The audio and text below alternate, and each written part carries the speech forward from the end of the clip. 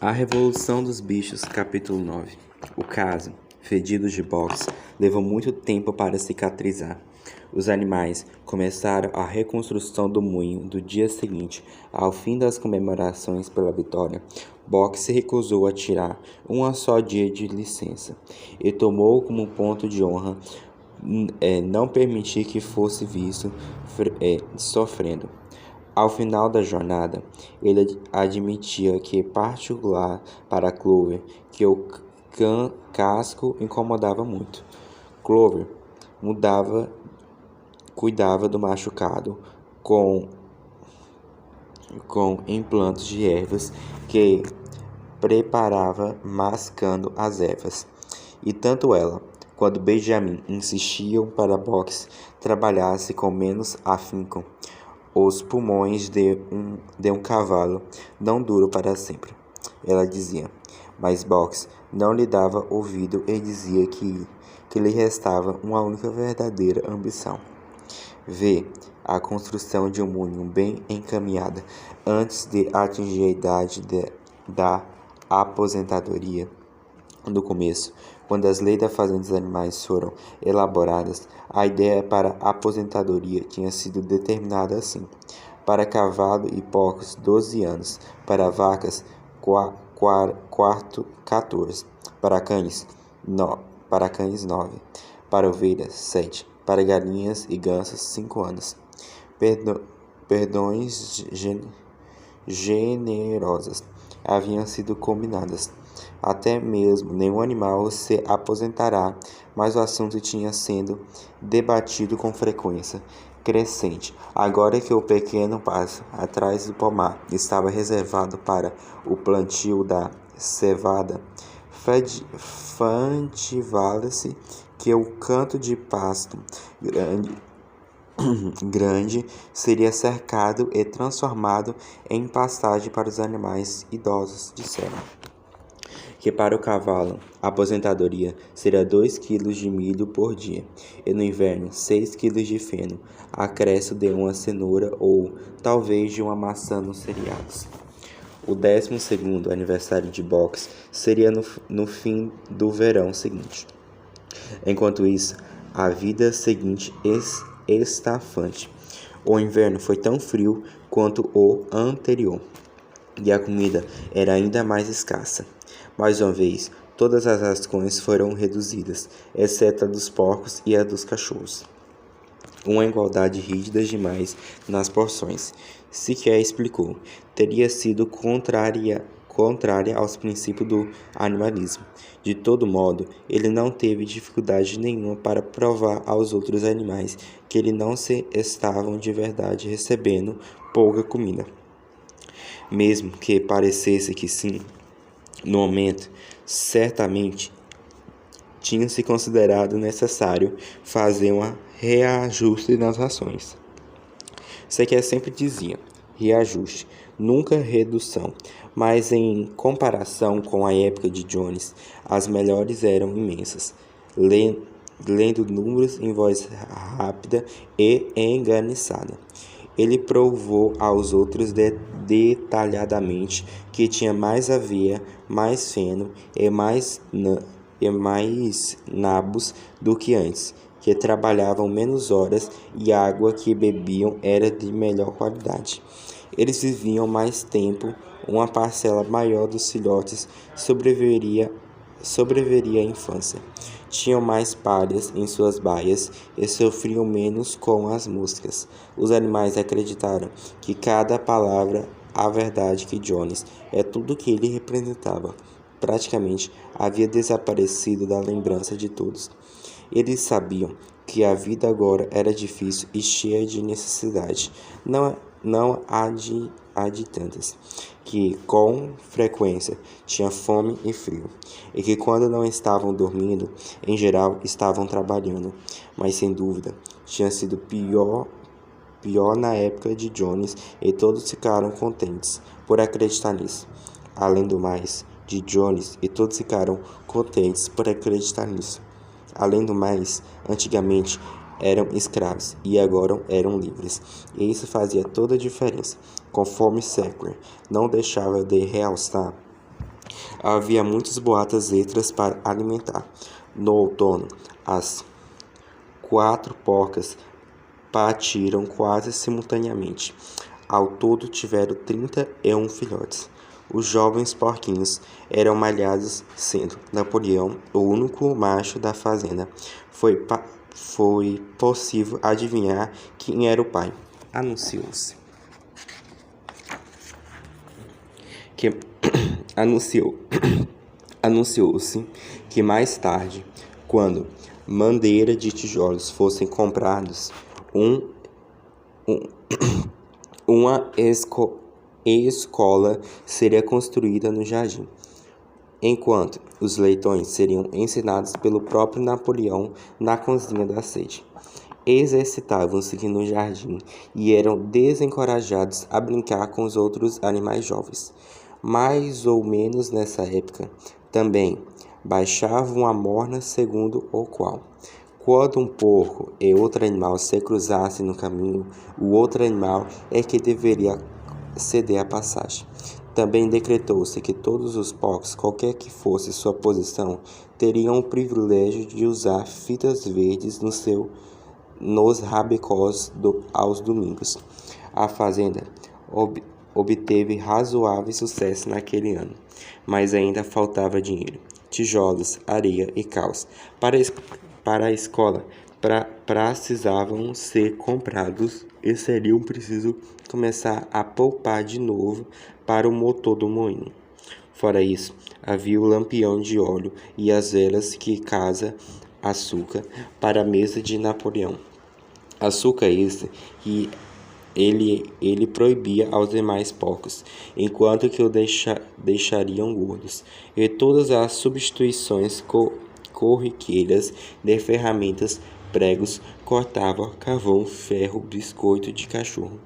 Um fardo de feno e parte da colheita da batata foram vendidos, e o contrato que o fornecimento de ovos aumentou para 600 por semana. De modo que naquele ano as galinhas mal chocaram pintinhos suficientes para manter o nível da população. As rações, já reduzidas em dezembro, foram reduzidas de novo em fevereiro, e as lamparinas da baia foram proibidas porque era necessário economizar óleo. Mas os porcos pareciam bem confortáveis e estavam até, na verdade, ganhando peso. Certa tarde, no fim de fevereiro, um aroma quente, suculento e apetitoso, como os animais nunca tinham sentido, flutuou através do pátio. Saindo da pequena cervejaria do lado oposto do terreno, a cervejaria tinha caído em desgosto. Já na época de Jones, e ficava depois da cozinha, alguém disse que era cheiro de cevada sendo cozinha. Os animais farejaram o ar, camintinhos, e se perguntavam se uma refeição quente estava sendo preparada para o jantar. Mas nenhuma refeição quente apareceu, e no domingo seguinte foi anunciado que dali em diante toda a cevada seria reservada aos porcos. Os campos atrás do pomar já tinham sido semeados com cevada, e logo vazaram notícias segundo as quais todos os porcos recebiam agora um copo de cerveja por dia, sendo para Napoleão 3 vezes mais e servida sempre na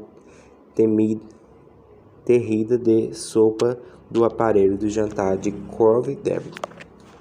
No entanto, se havia dificuldades a suportar elas, eram em partes compensadas pelo fato de que a vida agora tinha muito mais dignidade do que antes.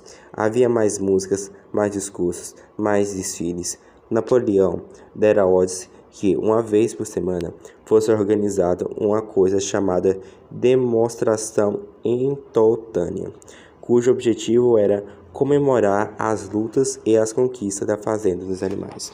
No horário marcado, os animais deveriam abandonar o trabalho e marchar em volta da sede formação militar, que os porcos liderando e a seguir os cavalos, depois as vacas, então as ovelhas e por último as aves. Os cachorros lateavam o desfile na frente de todos. Iam Galo Preto de Napoleão. Box e Clover sempre levavam entre si a grande bandeira verde, com um casco e o chifre. Sempre levaram entre si a grande bandeira verde com o casco e o chifre. E a levada vida longa. E a legenda. Vida longa ao camarada Napoleão. Depois, ocorria declamações de poemas compostos em homenagem a Napoleão em um discurso de Shakespeare com detalhes sobre os últimos aumentos da produção de itens alimentícios. De vez em quando, a arma era disparada. As ovelhas eram as maiores entusiastas da demonstração. Espontâneo. Se alguém reclamava, como uns poucos de fato faziam, quando não havia porcos nem cães nem por perto, que aquilo era uma perda de tempo e que ficar parado ali, frio, era um custo alto demais. As ovelhas calavam os queixos, soltando bálido, tremendo que, quatro pernas bom, duas pernas ruim. Mas a maioria dos animais se divertia naquela celebração. Achavam reconfortante lembrar que, afinal, eram próprios patrões e todos os trabalhos que realizavam eram em benefício próprio. De maneira que as canções, os desfiles, a lista de número de cheiro, o entronto da arma, o concórito do galo e o tremular da bandeira. Eles conseguiam se esquecer, ao menos por um período, que suas barrigas estavam vazias. Em abril, a Fazenda dos Animais foi proclamada uma república e se tornou necessário eleger um presidente. Houve só um candidato. Napoleão, que foi eleito por unanimidade. No mesmo dia, divulgou-se que novos documentos tinham sido descobertos, revelando ainda mais detalhes sobre a cumplicidade de Schongauer com Jones. Parecia agora que, ao contrário do que os animais tinham pensado antes, Schongauer não havia apenas tentado perder a batalha do estábulo por meio de estrangeima, mas que tinha combatido abertamente ao lado de Jones. Na verdade, fora o verdadeiro líder das forças humanas e se lançara ao ataque ao grito da vida longa à humanidade. As feridas em suas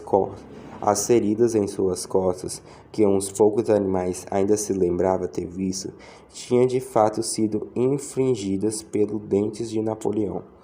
No meio do verão, Moisés, o corvo, subitamente reapareceu na fazenda, após uma ausência de vários anos. Não havia mudado quase nada. Ainda não trabalhava e ainda falava do mesmo jeito de sempre. Sobre a montanha de açúcar, pousava sobre um toco agitado, a penas de cauda. Tagarelava por horas a qualquer um que se disputava a ouvir.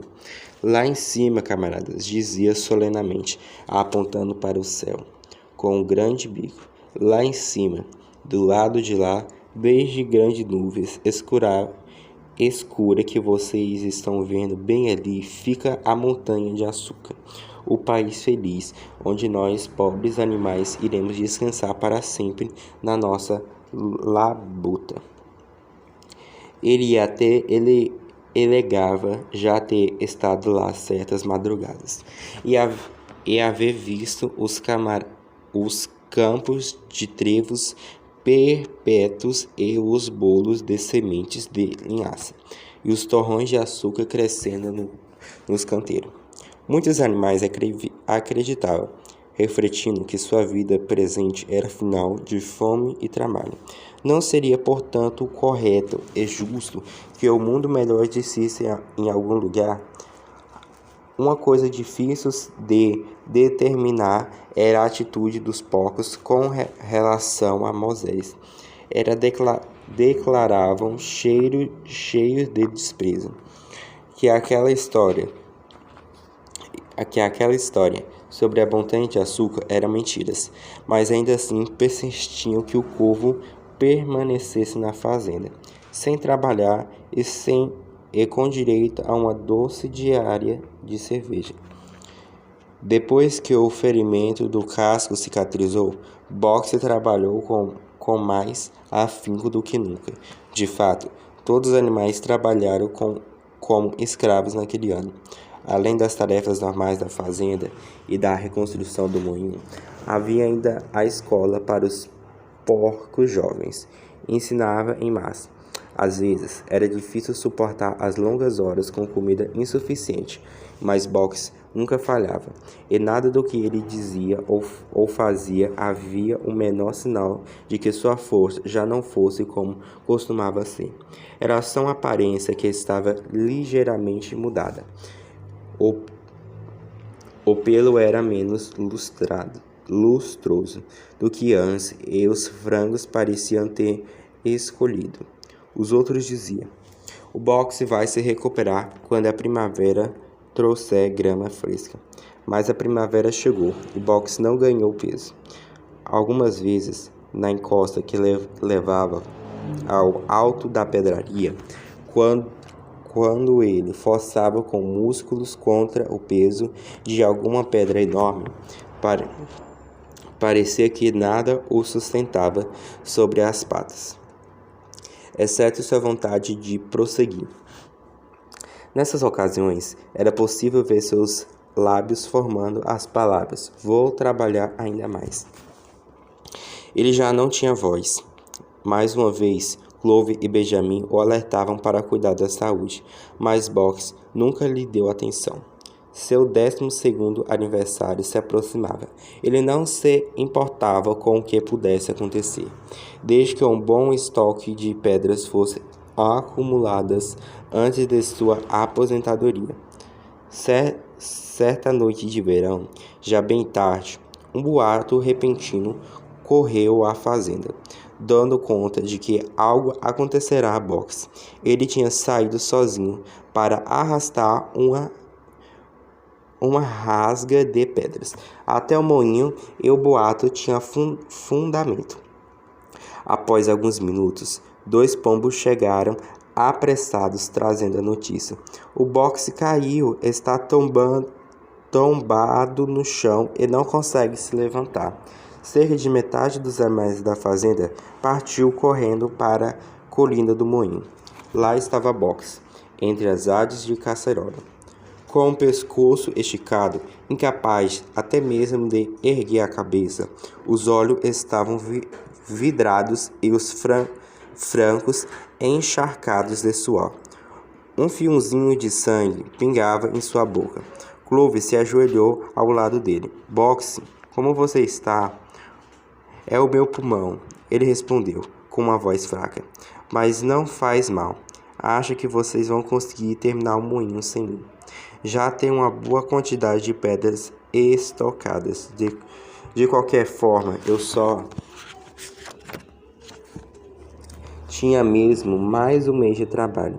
Para dizer a verdade, eu estava ansioso pela minha aposentadoria. E, como Benjamin também estava ficando velho, talvez eles autorizem que ele se aposentasse ao mesmo tempo e me faça companhia.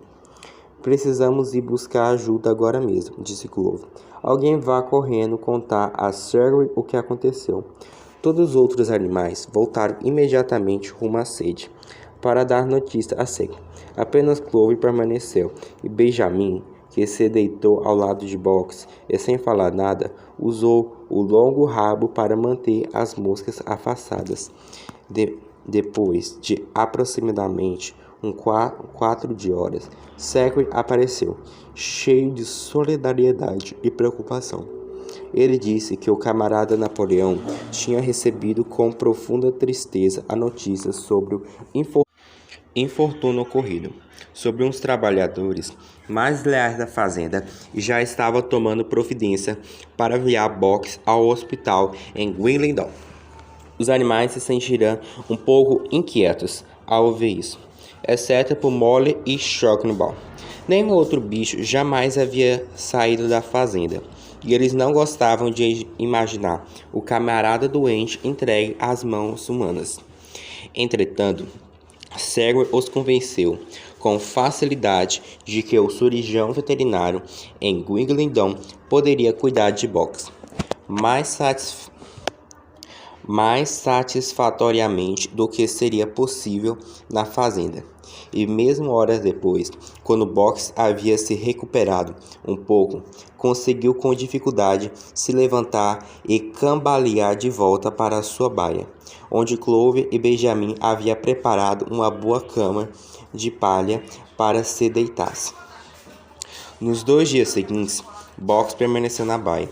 Os porcos mandaram entregar uma grande garrafa de um remédio cor-de-rosa que havia encontrado no armário de medicamentos do banheiro, e Clover misturava a doce a Box 2 vezes ao dia. Após as refeições, à noite, ela ficava na baia para lhe fazer companhia. Enquanto Benjamin esperava as moscas, Box afirmava não lamentar o ocorrido. Caso conseguisse se recuperar bem, ainda poderia viver mais 3 anos, e ansiosa pelos dias de paz que teria no canto de Passo Grande. Seria a primeira vez que teria tempo livre para estudar e se aprimorar. Ele que contou que pretendia dedicar o resto da sua vida ao aprendizado das 20 letras restantes do alfabeto. No entanto, Benjamin e Clover só podia estar com Box depois do trabalho, e foi meio do dia que a caminhonete veio buscá-lo. Os animais estavam todos no campo, semeando nabo sob supervisão de um porco, e quando foram surpreendidos pelo Benjamin, que se aproximava galopando, vindo da construção da fazenda, exultando e plenos pulmões, era a primeira vez que viam Benjamin agitado. De fato, era a primeira vez que alguém o via galopar. Rápido, rápido, ele gritava. Venham agora mesmo. Estão levando o Box embora. Sem esperar pelas ordens do porco, os animais saíram correndo em toda velocidade no sentido da construção. E lá estava, no pátio, uma grande caminhonete fechada, puxada por 2 cavalos, com um letreiro na late, Hal e o homem de aparência artilosa e um chapéu coco de roupa baixa, sentado no banco do condutor. E a baia de Box estava vazia. Os animais rodeavam a caminhonete. Tchau, Box, disseram em rouco. Tchau. Todos. Berreu Benjamin, dando pulos em voltas deles, e pisoteou o solo com pequenos cascos. Seus tolos, vocês não estão pisoteando o solo com o pensamento casco. Seus tolos, vocês não estão vendo o que está escrito na lateral da caminhonete? Aquilo imobilizou os bichos, e todos ficaram calados. Muriel começou a decifrar as palavras. Mas Benjamin a empurrou para o lado em meio ao silêncio mortal dele. Ad-Single, abatedor de cavalos e produtor de cola, Gwynindon, representes de couros, de farinha de osso, fornecemos para canis. Vocês não entendem o que isso significa? Eles estão mandando o Box para o matadouro. Em grito de horror, irrompeu a todos os animais. Nesse momento, o condutor açoitou os cavalos e a caminhonete se afastou do pátio em marcha acelerada. Todos os animais se ergueram e gritou com força. Força total. Clover abriu caminho para chegar à frente. A caminhonete ganhava velocidade. Clover começou os membros fortes para ir mais depressa e conseguiu um galope. Boxe! Ela gritou, boxe, boxe, boxe. Nesse mesmo momento, como se tivesse ouvido a confusão, do lado de fora, o rosto de Boxe surgiu a faixa branca do focinho, aparecendo pela minúscula janela traseira da caminhonete. Boxe! Clover gritou com a voz terrível. Boxe, sai daí, sai depressa, estão levando você para ser morto. Todos os animais se juntaram ao grito. Sai, Boxe, sai daí, estão levando você para ser morto. Mas a caminhonete ia muito depressa e se afastava deles. Não era possível saber se Boxe tinha entendido o que Clover dissera. Mas, um instante mais tarde, o rosto dele sumiu da janela. Houve um barulho de um tremendo golpe de casco dentro da caminhonete. Ele estava tentando chutar a porta para sair. Longinho, a época em que poucos coices de boxe bastariam para transformar a caminhonete em uma pilha de palito de fósforo. Agora, coitado, sua força o abandonará. E logo depois, o som dos golpes enfraqueceu até sumir. Foi desespero, os animais começaram a apelar aos 2 cavalos que puxavam a caminhonete para que parassem. Camaradas, camaradas, eles gritavam, não levem nosso irmão para a morte. Mas as bestas estúpidas, ignorantes demais para entender o que estava acontecendo, simplesmente baixaram as orelhas e apertaram paz. O rosto de Boxe não voltou a aparecer na janela. Tarde demais. Alguém teve a ideia de correr na frente e fechar o portão de 5 barras, mas no segundo seguinte, a caminhonete tinha passado por ele e desaparecia rapidamente, estrada abaixo. Boxe nunca mais foi visto. 3 dias depois, foi anunciado que ele morrerá no hospital em Wimbledon, apesar de haver recebido todos os cuidados que cavalos poderiam ter. Secklin veio anunciar as novidades aos demais. Ele havia presenciado, disse, as últimas horas de boxe. Foi a cena mais comovente que já vi. Shrek comentou, erguendo a pata para afastar uma lágrima. Fiquei ao lado da cama dele, até o último momento. No fim, fraco demais para falar, cochilou no meu ouvido que sua única tristeza era partir antes que o moinho ficasse pronto. Diante, camaradas, ele murmurou, adiante em nome da revolução. Vida longa à fazenda dos animais. Vida longa ao camarada Napoleão. Napoleão está sempre certo. Essas foram as últimas palavras do camarada. Então, os modos de Shegwin subitamente mudaram. Ele se calou por um instante e lançou olhares de desconfiança de um lado a outro antes de continuar. Tinha chegado ao seu conhecimento, ele disse que um rumor bobo e malvado havia circulado no momento da remoção de Boxe.